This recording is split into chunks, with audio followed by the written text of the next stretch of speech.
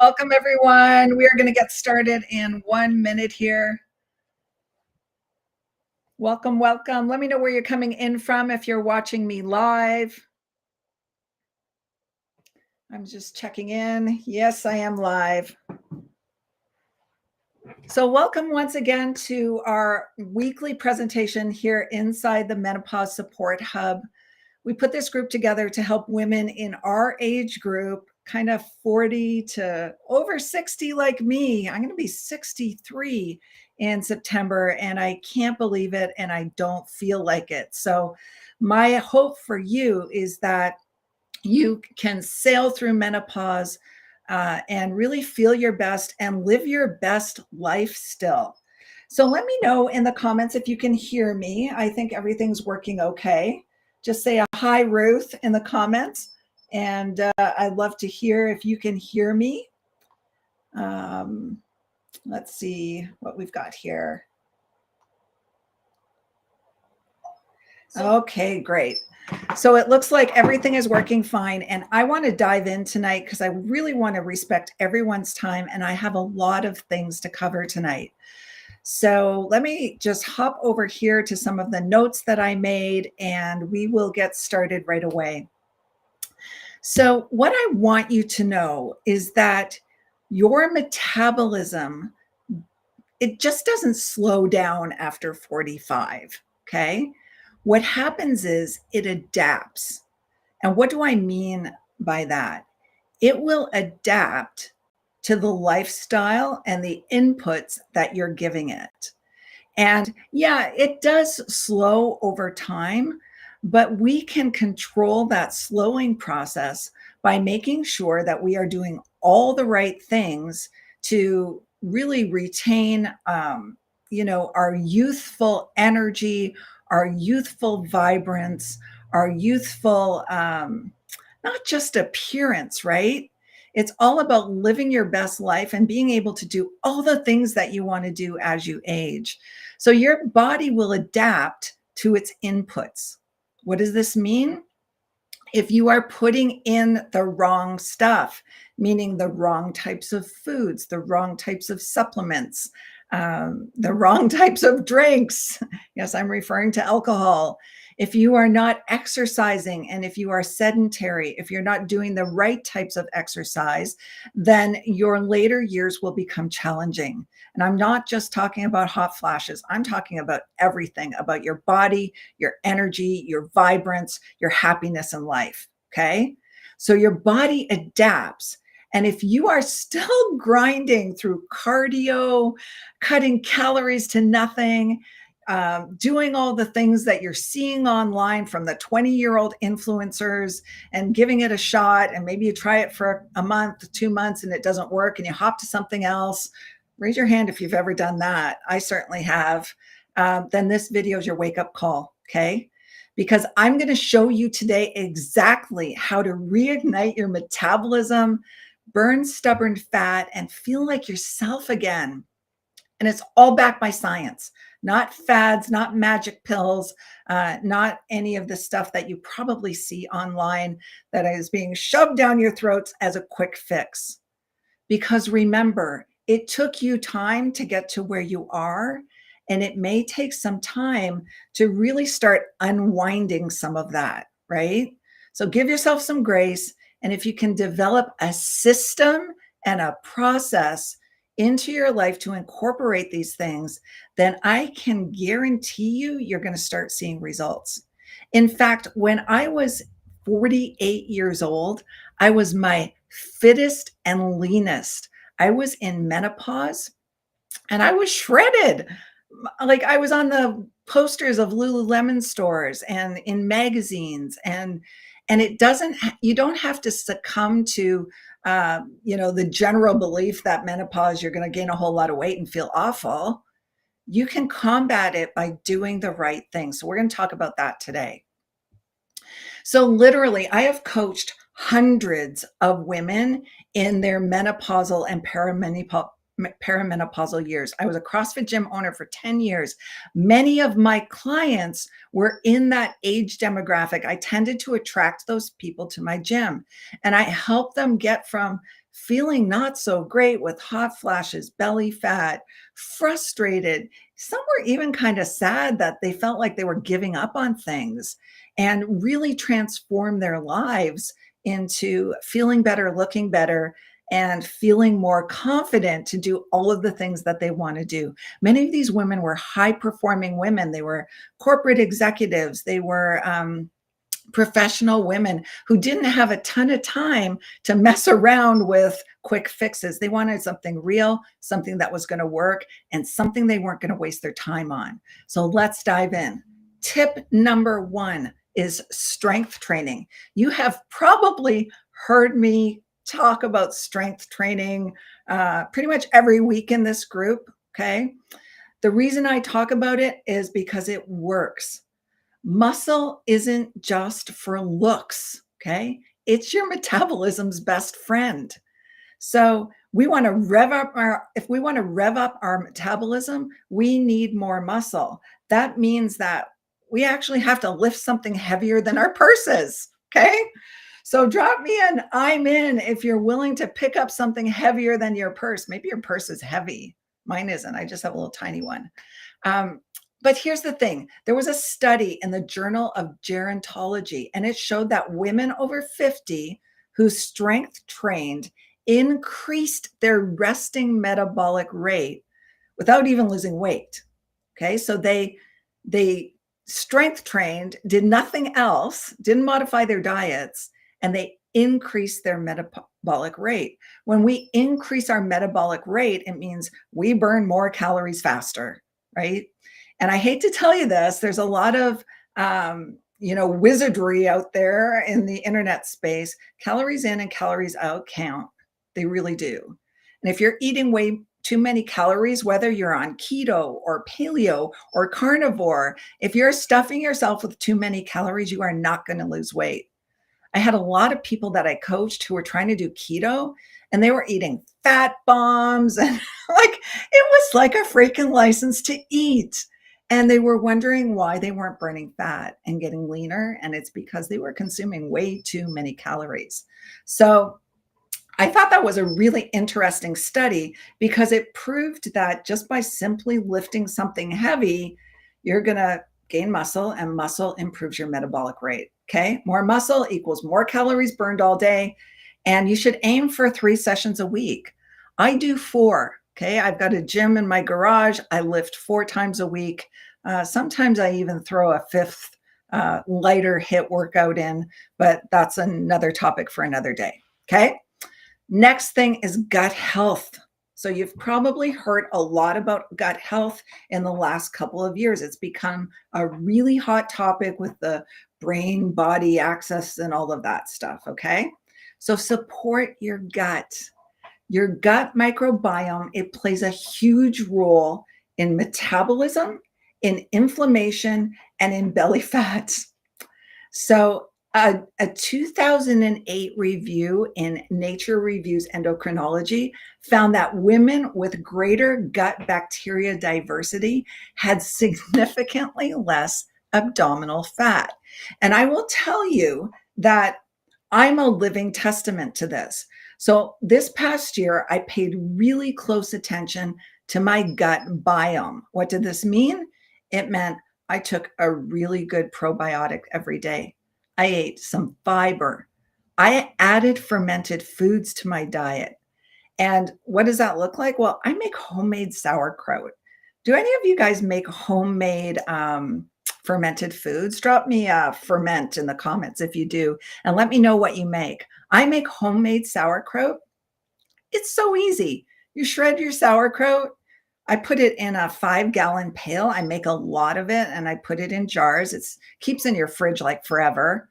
Water, salt, and you're going to really, your hands are going to get a workout because you're mashing that cabbage with your hands. You're breaking it down and all the juices come out of the cabbage. If you've got to top it up with a little water, that's okay. And then you let it sit there and ferment. It is so easy and so delicious. And those fermented foods help with your gut biome. In fact, for dinner tonight, I had a big plate of homemade sauerkraut and 2 really lean chicken sausages. And you may think like, that sounds really weird, Ruth. Where's the carbs? Well, tonight there were no carbs because I had some carbs at lunch, and I keep my diet pretty low on carbs because I'm still in fat burning mode. I'd like to burn a little bit more. Okay, so that's gut health. Take care of your gut. Tip number 3 is walk and sprint.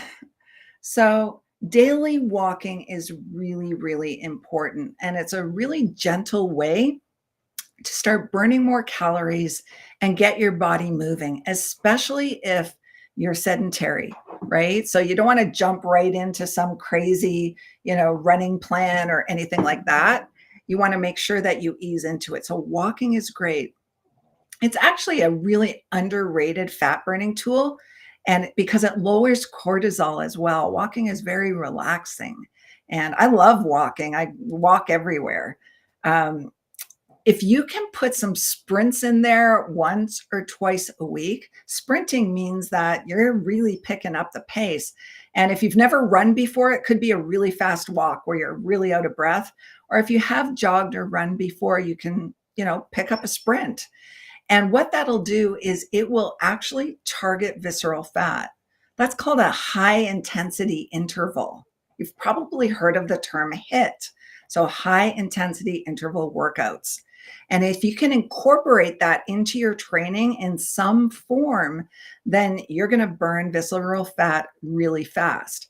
And I look back, to my CrossFit days when I owned my gym. When I first opened it up, I had just completed the Ironman, and I would have considered myself kind of skinny fat then. I know, sounds weird. Ironman is a super long race. It took me over 16 hours to complete it. It's a 4-kilometer swim, 180-kilometer bike, and 42K run, full marathon, all in one day. And I was really thin, but I didn't have a ton of muscle mass. I didn't really lift weights. I did a lot of running and biking and stuff like that. So when I opened my CrossFit gym, I had just finished Ironman, and that's when I started strength training. I started lifting weights in conjunction with HIIT training, which is high intensity interval training, short intervals. And that's when I got more muscular, toned, lean, and actually looked really awesome. So walking and sprinting. If you haven't walked in a long time, don't attempt a sprint, okay? You've got to work up into this stuff, right? You don't want to get hurt, okay? So in the beginning, if you're just getting started with focusing on walking, walk 8 to 10,000 steps a day, okay? That should be your minimum goal. And then once you're up to that, add in 2 sprint sessions a week. Even, a minute sprint a couple of times during your walk is going to do wonders for burning visceral fat. And track it, right? You can buy a pedometer. I used to use Fitbit. My Fitbit died on me. It's my 3rd Fitbit that died in like a year and a half. I was really disappointed. So I bit the bullet and I invested in a Garmin, and I'm actually really loving it. So I track all my steps on my Garmin. Okay. So now, if you're wondering how to structure your strength and cardio training during menopause, we're going to be posting more videos in this group to help you really structure your training and strength workout. Okay. So if you're curious about that, raise your hand so I can see that there's interest in that, and we can start posting more exercise related content. Wonderful. Okay. Tip number 4, you've heard me talk about it before, and it's so important. I'm going to talk about it again. Okay. Eat more protein. Eat more protein. Breakfast, eat protein. Coffee is not protein. It's a liquid. Okay. So that doesn't count. Toast with jam is not protein. Okay. What is protein? There's so many choices. This morning I had 2 eggs with 2 egg whites. That was my protein source this morning. And that's what I ate for breakfast. It filled me up. You can have Greek yogurt. Sometimes I have 100 grams of Greek yogurt with 2 scoops of our preferred protein powder. And if you're curious about that, drop a protein in the comments and one of the support guides can get you some information on it. It's super clean, really high protein content. So when I mix 2 scoops of protein powder in 100 grams of Greek yogurt, it's literally like pudding. So I like chocolate, so I make chocolate pudding. It's delicious, and it has almost 50 grams of protein in it. That's crazy, right? In a little bowl. So if you're cognizant about what you're eating, you'll get the right protein requirement. Now, you may be wondering, Ruth, how much protein? Like, that sounds like a lot. I like to say you should aim for 1 gram of protein per 1 pound of body weight. Now, there's some other authorities out there who say 1 gram of protein per 1 gram of goal body weight. But if you have weight to lose, load up on your protein. So let's say you weigh 170 pounds, right? How much protein you should eat. 1 gram of protein per 1 pound of body weight, only up to 150 pounds. So if you weigh more than 150 pounds, then choose 150 grams of protein as your cap, okay? If you currently weigh 140 pounds and your perfect weight is 125, then choose 140 grams of protein to eat, okay, per day. And split it up between your meals and snacks. It's not hard to do. If I take a look at what I ate today, I ate my eggs in the morning. I had yogurt and protein for lunch. I had some beef jerky as a snack, and I had my sausages and my sauerkraut for dinner. And then I'm going to go into my tracker. Yes, I track my food. I use MyFitnessPal. What you don't track, you can't manage. You can't. And if you are serious about feeling awesome, about getting leaner, about living your best life, about being confident in your clothes, about being confident again in the boardroom and showing up confidently, then you'll track it, right? If it's important to you, you'll track it. So it's really simple. MyFitnessPal has a free version that you can track all of your macros and all of your food. And by the end of the day, you can kind of see exactly where you are.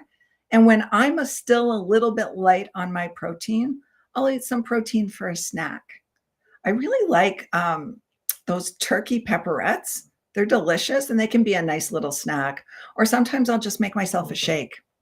Oftentimes I have already cooked chicken in the fridge or already cooked steak or something like that. I'll eat a few pieces of that just to top up. It's that important if you really want to get to the goal that you're looking for, okay? Next one is, we talked about this before, and Coach Kim did an amazing video on sleep. If you're looking for that video, it's in this group. You can't find it, comment sleep, and we'll make sure we tag you in it, okay? If you have trouble sleeping, then there's some tips she does in that video that will really help you. So I'm just going to mention it briefly here, okay? You want to improve not only sleep quantity, but sleep quality. That's hard to say. So poor sleep will throw off your hunger hormones and it'll slow your metabolism, okay? Have you ever had a really bad sleep and the next day you are craving carbs? You want anything with sugar on it? Drop me a sugar in the comments if that's ever happened to you. It's happened to me. I know when I'm super tired, I want carbs. So if you have trouble sleeping, just a quick tip, try some magnesium before bed.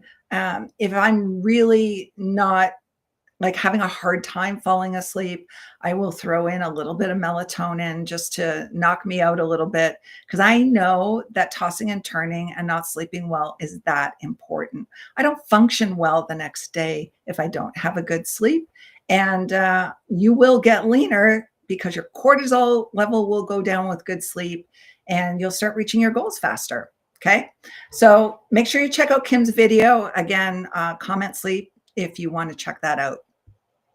Next thing, micronutrients. So we often track things like macronutrients. Macronutrients are carbs, fat, and protein. Okay, those are your macros. But micros are also important. So I am really diligent about my micronutrients. In fact, Reg, my partner, he thinks I'm like absolutely crazy. Every morning I take out from the fridge all my little micronutrient things and I take them with my breakfast so I don't forget. And I have them sitting out on the counter. I take them all and then I put them back in the fridge. I have a system for it, right? Every morning, that is part of my system for feeling great and getting lean and doing all the crazy sports and all the things that we want to do in our lives, right? So what are some macronutrients that you should be thinking about? Number one is vitamin D. Okay, vitamin D is linked to lower belly fat and better hormone balance. So I take 5,000 IU's every day. I have them in little drops. I put them right here. I lick them off and I'm done. They can come in droppers, or you can take the actual, little capsules or tablets. So vitamin D, super important. Zinc, okay? Now you may be thinking, oh, Ruth, I heard about zinc. That's for testosterone in guys. Well, yeah, and newsflash, women have testosterone too. And in fact, I wish I had more. My hormones, at 63 have really decreased. And I remember when I was lifting a lot in my gym when I was in my 40s, I had much higher testosterone and I had like a lot of energy and just felt a little different, right? So we want to really make sure we're doing things to support any kind of testosterone we have left. It's still important as a woman, okay? The other thing is zinc will regulate insulin.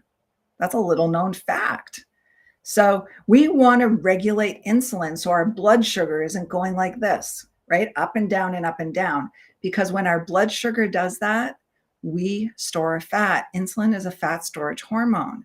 And if we are constantly spiking our insulin, you better believe we're storing fat. Okay, so zinc will help that. And I have my little, bottle of zinc that I take every morning. The other thing is vitamin Bs. Okay, a really great B complex that supports energy. So if you want to feel really energetic, then make sure you're taking a really good B complex. And again, we've got recommendations for what we personally use in this group, what I personally use. And if you're curious about that, just type a vitamin in the comments and we can send you some information on, what we have really chosen to make us feel the best. Okay, last tip. And this one is really important. So this tip is all about stop chasing quick fixes because you're destroying your metabolism when you do that. So when you yo-yo diet, when you jump from keto to carnivore to paleo to drinking cabbage soup to taking some weird, tea that makes you go to the bathroom, you're messing up your metabolism. You're making matters worse. And I will tell you that there is no quick fix. And it makes me crazy, because I look online to see what's hot out there, what people are doing. And I see people taking all kinds of, take some drops of this or, take a little bit of this. And all of a sudden you're going to burn belly fat and you're going to, look 50 years younger. There's no quick fixes, guys. Let's be honest. It took us years to gain the weight. Our bodies have changed. We are in this beautiful time of our lives, right? In our mid 40s, 50s, 60s, and beyond. Many of us have raised our children and had careers and still have careers. And we're in this time where we can start enjoying life, right? So stop chasing the quick fixes and be honest with yourself. Okay. We are where we are and we can get to where we want to go, but it's going to take time And it's going to take a system, right? And if you've been, jumping all around and trying different things and you're frustrated because you're not getting the results that were promised, or, you thought that keto would, get you to where you wanted to be, but you could never get into ketosis. And, you know, just just step back, take a deep breath, and do what makes sense. You need a system of strength training, a system of eating right, including enough protein, a system of getting enough sleep. That could be a bedtime routine, a system of getting enough nutrients into your body. That could be a system of um, supplements like I take, and just systematize your progress. It's not going to happen overnight, but I guarantee you, if you start doing this every day, a little bit, right, without any big drastic changes, in a couple months' time, you're going to look in the mirror and you're going to go, holy smokes, I'm transforming. I'm transforming, and I feel better and I feel more energy, and my clothes are fitting differently. And that, my friend, will give you enough motivation to keep going. It truly will.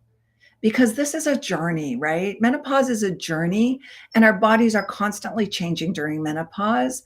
But we can actually reset our system and really control the inputs and create a system around our lives to make the changes happen in the direction we want to happen. Now, we can choose to do nothing either, but I hope that you're not in this group for that, because doing nothing is going to lead to more downhill, right? So decide today that you want to make a change. We have an incredible reset program that's guided, that can help people get started in seeing a transformation. If you're curious about that, type reset in the comments. We'll be happy to share some information with you to see if it's a good fit for where you are in your life today. I had a few people start last week, and they're already starting to feel better and see some results, and it isn't super hard either. So be realistic with your goals, okay? Get real with yourself. Know that there are no magic pills. There aren't. Nothing is going to wave a magic wand and all of a sudden make you the way you want to be and cure all your menopause symptoms. But the inputs count, and it's the inputs that will make a difference. So your body needs consistency, not punishment. So be kind to it, give it what it needs, and watch yourself transform.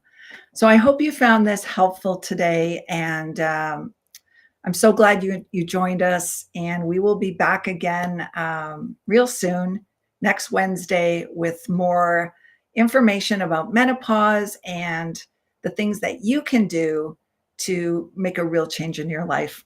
Bye for now.